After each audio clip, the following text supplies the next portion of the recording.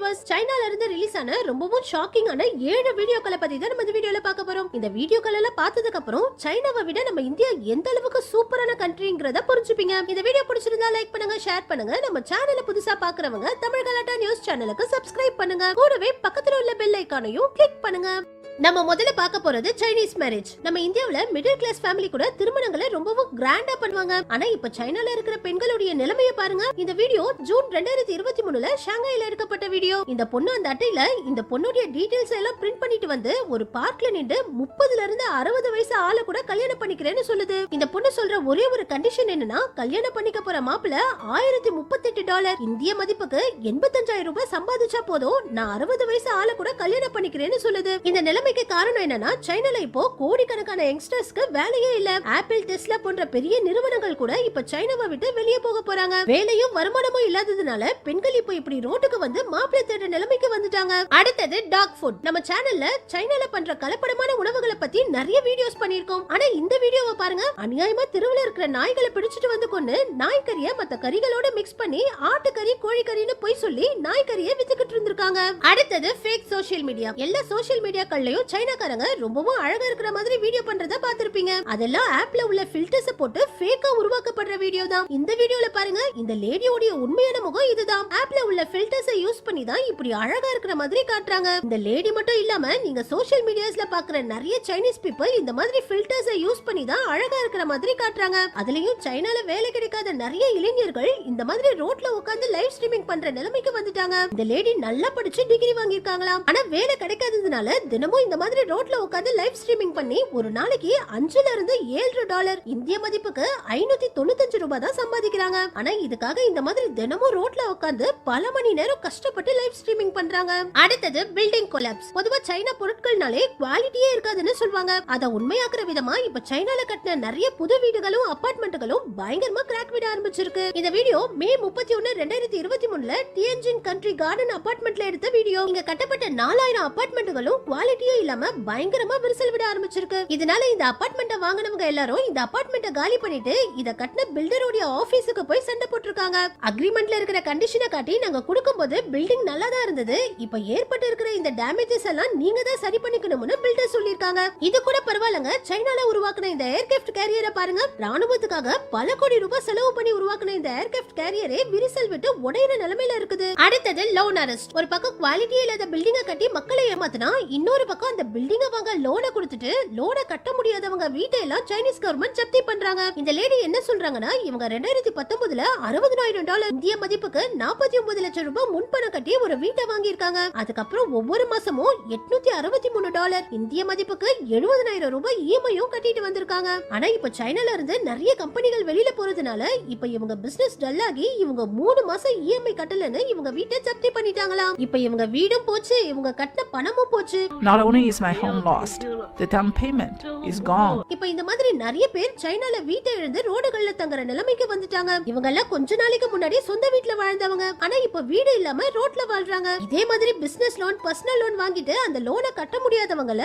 Chinese government இப்ப ரொம்பவும் மோசமான வழிகள்ல அரெஸ்ட் பண்ணிட்டு இருக்காங்க. இது ஜூன் 2023ல எடுக்கப்பட்ட வீடியோ. இந்த பொண்ணு பர்சனல் லோனை வாங்கிட்டு இஎம்ஐ ஒழுங்கா கட்டலன்னு ஷாப்பிங் மால்ல வச்சு இந்த பொண்ணை அரெஸ்ட் பண்றாங்க. இந்த பொண்ணு மட்டும் இல்லாம இந்த மாதிரி லோன் வாங்கிட்டு கட்ட முடியாத நிறைய பேரை சைனீஸ் கவர்மெண்ட் அரெஸ்ட் பண்ணி அரெஸ்ட் பண்ற வீடியோவை எடுத்து மீடியாவிலயும் வெளியிடுறாங்க. ஏன்னா வேலை இல்லாததுனாலயும் பிசினஸ் இல்லாததுனாலயும் இப்போ நிறைய பேர் சைனால லோன் கட்ட முடியாம இருக்காங்க. மத்தவங்களை அரெஸ்ட் பண்ற வீடியோவை பார்த்தாதான் லோன் வாங்கினவங்க பயத்துல லோனை கட்டுவாங்கன்னு கவர்மெண்ட் இந்த மாதிரி அரெஸ்ட் பண்ற வீடியோக்களை வெளியிடுறாங்க. லோன் வாங்கின இந்த மாதிரி நிறைய பொதுமக்கள் எங்களை அரெஸ்ட் பண்ணாதீங்க, எங்களுக்கு டைம் கொடுங்கன்னு வீடியோக்களும் வெளியிடுறாங்க. பேங்க் வாசல்ல போராட்டங்களும் நடத்துறாங்க. ஆனாலும் சைனீஸ் கவர்மெண்ட் லோன் கட்டாத பொதுமக்களை தொடர்ந்து அரெஸ்ட் பண்ணிக்கிட்டே இருக்காங்க. அடுத்தது எலக்ட்ரிக் வெஹிக்கிள். உலகத்திலேயே சைனால தான் இப்போ அதிகமான எலக்ட்ரிக் வெஹிக்கிள்களை பயன்படுத்திட்டு இருக்காங்க. சைனீஸ் கவர்மெண்ட் அதிகமான வெஹிக்கிள்களை தயாரிச்சு வித்துட்டு மக்கள் எல்லாரும் எலக்ட்ரிக் வெஹிக்கிள்களை பயன்படுத்த ஆரம்பிச்சதுக்கு அப்புறம் இப்ப சைனால உள்ள முக்கியமான இடங்கள்ல எல்லாம் எலக்ட்ரிக் வெஹிக்கிள்களை பயன்படுத்த கூடாதுன்னு ஒரு சட்டத்தையே கொண்டு வந்துட்டாங்க. இது ஜூலை 3, 2023ல எடுக்கப்பட்ட வீடியோ. இந்த ரோட்ல எலக்ட்ரிக் பைக்குகளை பேன் பண்ணிட்டு இந்த வழியா வர எல்லா வெஹிக்கிள்களையும் டிராபிக் போலீஸ் தூக்கிட்டு போறாங்க. இந்த வீடியோல பாருங்க, போலீஸ் எவ்வளவு எலக்ட்ரிக் வண்டிகளை சீஸ் பண்ணி வச்சிருக்காங்க. இவங்க எல்லாம் வீல் சேர்ல போறத பார்த்துட்டு இவங்க எல்லாம் ஹேண்டிகேப்னு நினைச்சிடாதீங்க. இதுவும் எலக்ட்ரிக் வெஹிக்கிள் தான். நிறைய சைனீஸ் பீப்பிள் இந்த மாதிரி எலக்ட்ரிக் வெஹிக்கிள் சேர்ல தான் ஆபீஸ் போயிட்டு இருந்தாங்க. இப்ப இந்த வண்டிகளையும் கூட சைனால உள்ள முக்கியமான இடங்கள்ல எல்லாம் ஓட்டக்கூடாதுன்னு தடை விதிச்சிட்டாங்க.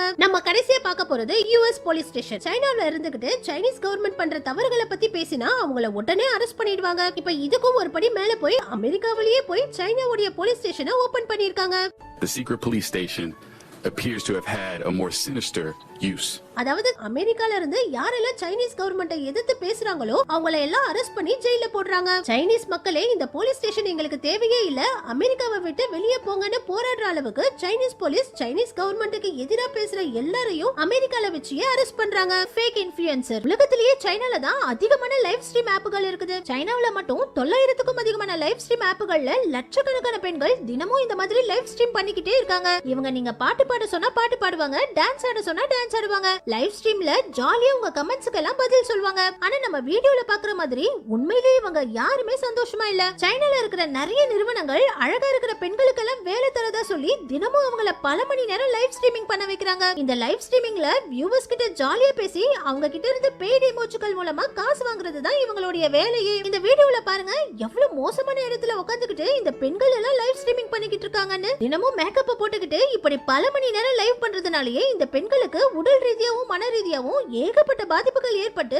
நிறைய பேர் ஹாஸ்பிடல்ல அட்மிட் ஆகுற அளவுக்கு பாதிக்கப்பட்டிருக்காங்க. என்னதான் இவங்க வீடியோல சந்தோஷமா தெரிஞ்சாலும் இந்த மாதிரி லைவ் ஸ்ட்ரீமிங் கம்பெனிகள்ல போய் மாட்டிக்கிட்டு நிறைய பேர் அவங்களுடைய வாழ்க்கையே இழந்திருக்காங்க. இன்னொரு பக்கம் இந்த லைவ் ஸ்ட்ரீம்களை பாக்குற ஆண்களும் இந்த பெண்களுக்கு பணங்களை அனுப்பி ஏமாறுறாங்க. இது மட்டும் இல்லாம சைனால ஆன்லைன் கேசினோ கேம்பிளிங் மூலமாவும் நிறைய மக்களை ஏமாத்திக்கிட்டு இருக்காங்க. சைனால இந்த மாதிரி பெண்களை கேமராக்களுக்கு முன்னாடி உட்கார வச்சுட்டு ஆன்லைன்லயே சூதாட்டங்களை விளையாட வைக்கிறாங்க. நீங்க முதல்ல ஒரு முறை 2 முறை இந்த கேம்ல பணத்தை ஜெயிக்கிற மாதிரி தெரியும். ஆனா போக போக நீங்க இந்த கேமுக்கு அடிக்ட் ஆகி உங்க எல்லா பணத்தையும் இழந்துடுவீங்க. நீங்க கேமரால பாக்குற இந்த அழகான பெண்களும் இங்க சந்தோஷமா எல்லாம் வேலை செய்யல. தினமும் 12 மணி நேரத்துக்கு மேல மேக்கப் போட்டுக்கிட்டு இந்த கேமரா முன்னாடி சிரிச்சுக்கிட்டே நின்று இந்த கேமுக்கு உங்களை அடிக்ட் ஆகி உங்க பணத்தை எல்லாம் ஏமாத்துறாங்க. நீங்களும் விட்டதை பிடிச்சிடலாம்னு நினைச்சு உங்க மொத்த பணத்தையும் இழந்துடுவீங்க. இந்த சூதாட்ட கேமுகளால நம்ம இந்தியாவிலேயே பணத்தை இழந்த நிறைய பேர் சூசைட் பண்ணி இறந்து போயிருக்காங்க. அதனால யாருமே இந்த மாதிரி சூதாட்டங்களை சும்மா கூட ட்ரை பண்ணி பார்க்காதீங்க. அடுத்தது ஒலிம்பிக் ஃபேக்டரி. சைனா குழந்தைகளையும் விட்டு வைக்கல. ஒலிம்பிக்ல சைனா அதிகமான மெடல் வாங்கணுங்கிறதுக்காகவே சின்ன குழந்தைகளை கூட பார்க்காம தினமும் ட்ரைனிங் கொடுக்கறதா சொல்லி இந்த குழந்தைகளை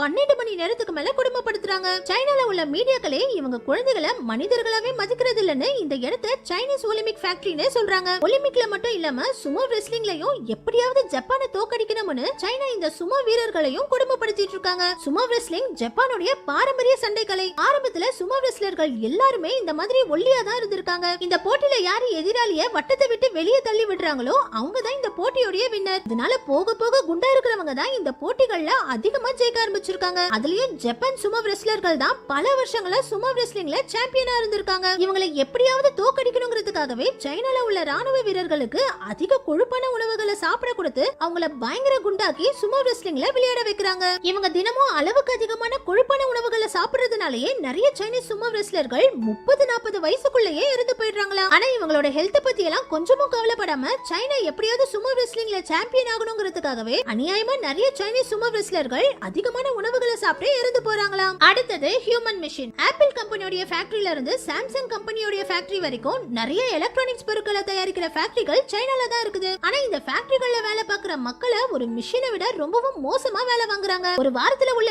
168 மணி நேரத்துல 160 மணி நேரம் வேலை செஞ்சாதான் இவங்களுக்கு வீக்லி போனஸே கொடுக்கறாங்க. இதனாலேயே இங்க வேலை செய்யற ஊழியர்கள் தூங்க கூட நேரம் இல்லாம வேலை செய்யற இடத்துல இருந்து சாப்பிடுற டேபிள் வரைக்கும் எல்லா இடத்துலயும் தூங்குறாங்க. இவங்க கொடுக்கிற வேலையோட அழுத்தத்தினால 2020ல மட்டுமே 18 ஊழியர்கள் வேலை பளு தாங்காம இந்த கம்பெனிகள்லயே சூசைட் பண்ணி இறந்து போயிருக்காங்க. அடுத்தது ஃபேக் மெடிசன். உலகத்திலேயே சைனால தான் அதிகமான போலி மருந்துகளை விக்கிறாங்க. அக்குபஞ்சர்ல இருந்து பாரம்பரிய மருந்துகள் வரைக்கும் சைனால விக்கிற 80% மருந்துகள் போலியான மருந்துகளாம். இவங்க விலங்குகளையும் கூட விட்டு வைக்கிறது இல்ல. பாம்பு, பல்லி, ஓனானு எதை சாப்பிட்டாலும் மருந்துன்னு சொல்லி எல்லாத்தையும் மருந்துன்னு விக்கிறாங்க. சைனால விக்கிற மருந்துகளை ஆஸ்திரேலியா, அமெரிக்கா போன்ற நிறைய நாடுகள் அவங்க நாட்டுக்குள்ள கொண்டு போறதுக்கே தடை விதிச்சிருக்காங்க. ஏன்னா இந்த மருந்துங்க எல்லாம் நோயை குணப்படுத்துங்கிறதுக்கு எந்த அறிவியல் ஆதாரமுமே இல்லையா. இதனாலேயே சைனீஸ் மருந்துகளுக்கு நிறைய நாடுகள் தடை விதிச்சிருக்காங்க. இப்ப இதுல சில சைனீஸ் மருந்துகளை இல்லீகலா நம்ம இந்தியாவிலயும் சிலர் விக்கிறாங்க. அதனால டாக்டரை கன்சல்ட் பண்ணாம இந்த மாதிரி சைனீஸ் மருந்துகளை யாரும் வாங்கி சாப்பிடாதீங்க. நம்ம கடைசியா பார்க்க போறது டேட்டா தெஃப்ட். என்னதான் கூகுள், மைக்ரோசாஃப்ட் போன்ற பெரிய பெரிய சாஃப்ட்வேர் நிறுவனங்கள் அமெரிக்கால இருந்தாலும் அந்த நிறுவனங்களுடைய டேட்டாக்களை திருடுறவங்க எல்லாம் சைனால தான் அதிகமா இருக்காங்க. 2015ல ஒரு நாள் குழந்தைகள் யூஸ் பண்ற வீடெக் நிறுவனத்துடைய டேபுகளையே ஹேக் பண்ணி 6.4 மில்லியன் குழந்தைகளுடைய டேட்டாக்களை சைனால உள்ள ஹேக்கர்ஸ் திருடி இருக்காங்க. நிறைய குழந்தைகளுடைய டேபுகள்ல இருந்த பர்சனல் போட்டோக்களை கூட சைனால உள்ள ஹேக்கர்ஸ் பிளாக் மார்க்கெட்டுகள்ல வித்துட்டாங்க. இதனால வீடெக் நிறுவனமே 2 மாசத்துக்கு மேல அவங்க மொத்த சர்வரையும் க்ளோஸ் பண்ணி வீடெக் நிறுவனத்துக்கு மிகப்பெரிய நஷ்டம் ஏற்பட்டுச்சு. ஒருமுறை சைனீஸ் ஹேக்கர் நார்த் கொரியாவுடைய மொத்த கவர்மெண்ட் சர்வரையுமே ஹேக் பண்ணி நார்த் கொரியாவுக்கும் கூட மிகப்பெரிய பாதிப்பை ஏற்படுத்தினாங்க. இதனாலதான் பாதுகாப்பு காரணங்களுக்காக டிக்டாக்ல இருந்து நிறைய ஆபத்தான சைனீஸ் ஆப்புகளை நம்ம இந்தியன் கவர்மெண்ட் அடிக்கடி தடை பண்ணிக்கிட்டே இருக்காங்க.